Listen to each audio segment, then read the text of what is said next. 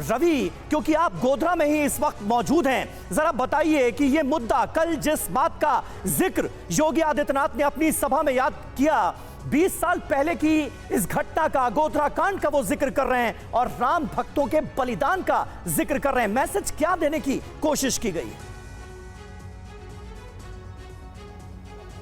देखिए, बड़ा स्पष्ट है, अगर इसको राजनीतिक तौर से चुनाव से जोड़ के देखें तो बड़ा स्पष्ट है कि ये याद दिलाना कि किस तरीके से गोधरा में कार सेवकों के साथ क्या हुआ था और उसका नतीजा अयोध्या का राम मंदिर है, जिसको सीधे एक तरीके से राम मंदिर के विषय को इस चुनाव में स्थापित करना। और देखिए, जब लोगों से हम बात करते हैं तो राम मंदिर का जिक्र जरूर यहाँ के लोग करते हैं। हमारे साथ देखिए कुछ लोग जुड़े हुए, उनके साथ हम बातचीत करते, जरा पूछते हैं कि जो मैसेज देने की कोशिश की वो मैसेज है क्या, उनकी दृष्टि से क्या मैसेज योगी आदित्यनाथ देना चाह रहे थे। उन्होंने ये कहा कि गोधरा के बलिदान का नतीजा है राम मंदिर।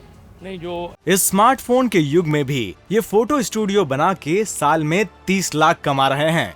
आपको भी ये कमाना है, उनसे सीखना है तो फ्रीडम ऐप को अभी डाउनलोड कीजिए। अयोध्या में राम मंदिर का जो भव्य निर्माण, वो हिंदुस्तान के प्रत्येक हिंदू का एक आस्था से जुड़ा हुआ था। जो रामलला की जन्मभूमि थी, वहाँ पे मंदिर बनना ही चाहिए और उसके लिए जो कार सेवकों ने जो बलिदान दिया है।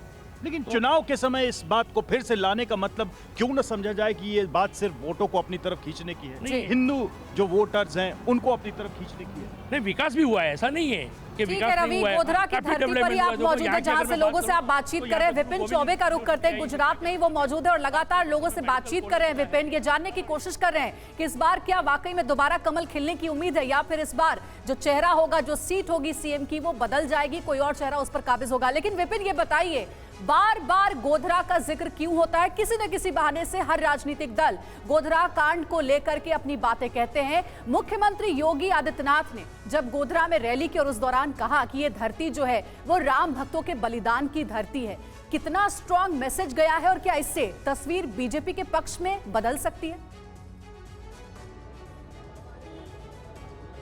और बिल्कुल इसमें कोई शक नहीं है और बहुत सोचा समझा बयान है अंजलि, क्योंकि आप जानते हैं कि पहली वोटिंग में, पहले दौर की वोटिंग में महज अब कुछ ही घंटों का वक्त बाकी है और उससे इस तरह का मैसेज देने की कोशिश, हिंदू वोटों को पोलराइज करने की कोशिश है। और बीजेपी जानती है कि कब और क्या बोलना है, इसका मैसेज कहां तक जाएगा। बोला जरूर गोधरा में गया है, लेकिन इसका इंपैक्ट पूरे गुजरात में देखने को मिलेगा। मैं इस वक्त वडोदरा में मौजूद हूं और वडोदरा की जनता क्या कुछ सोचती है, सीधे आपको रूबरू कराते हैं। कल योगी आदित्यनाथ गोधरा पहुंचे थे और उन्होंने कहा ये राम भक्तों की धरती है, राम भक्तों ने यहाँ बलिदान दिया है और इसी बलिदान की बदौलत अयोध्या में भगवान श्री राम का भव्य मंदिर बन रहा है। क्या आपको लगता है चुनाव में गोधरा एक मुद्दा है, राम भक्त एक मुद्दा है, राम मंदिर भी मुद्दा है? जी, ऐसा तो कहना बड़ा ये कठिन होगा कि कोई मुद्दा लेकर के इसको ये किया जाए, इशू बनाया जाए। लेकिन ये चुनाव है, राजनीतिक पार्टियां हैं, कुछ भी कह सकती है। क्या राम मंदिर इशू है, राम भक्त इशू है, गोधरा इशू है इस बार के चुनाव में और ये इम्पैक्ट कर रहा है?